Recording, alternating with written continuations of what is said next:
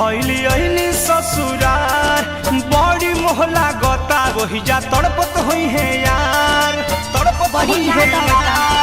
तड़पत होई है यार। नया साल में शादी भइली अइनी ससुरार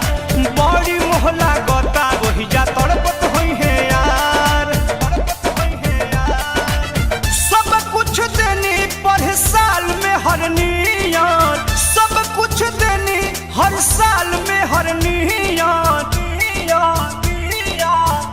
असो कैसे मनई है ये ननदो लभर हमर हैप्पी न्यू ईयर असो कैसे मनई है ये ननदो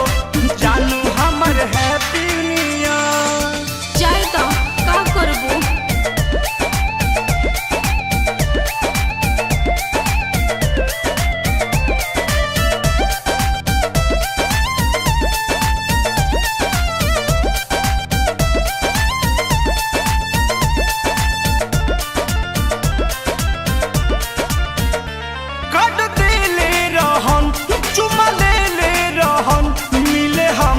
से आइली अकेले रहम आगे दादा आगे का भइलो आगे का भइल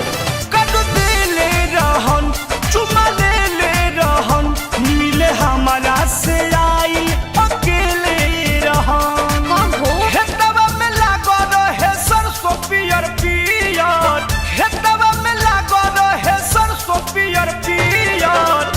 असो कैसे मनई है ये ननदो लभर हमर हैप्पी न्यू ईयर असो कैसे मनई है ये ननदो जानू हमर हैप्पी न्यू ईयर।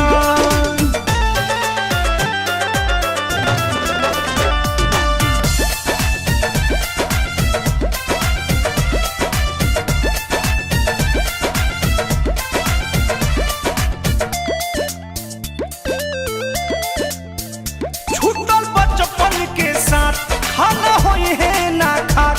कनी अपना मोबाइल से करा दो ना बात ना ना भैया मारे लगी हन छूटल बचपन के साथ खाना होई है ना खाक कनी अपना मोबाइल से करा दो ना बात ना दादा अरुण बिहारी गम में पियत होई है बिया परमोध प्रेमी गम में पियत होई है बिया असो कैसे मनई है ये ननदो लभर हमर हैप्पी न्यू ईयर असो कैसे मनई है ये ननदो अपू हमर हैप्पी न्यू ईयर। नया साल में शादी भइली अइनी ससुरार बड़ी मोहला गता वही जा तड़पत होई है यार तड़पत होई है यार। सब कुछ देनी पर साल में हर नियत सब कुछ देनी हर साल में हर नियत असो कैसे मनई है ये ननदो लभर हमर हैप्पी न्यू ईयर असो कैसे मनई है ये ननदो जानू हमर हैप्पी न्यू ईयर। इतना मन बात एजे बुला लो।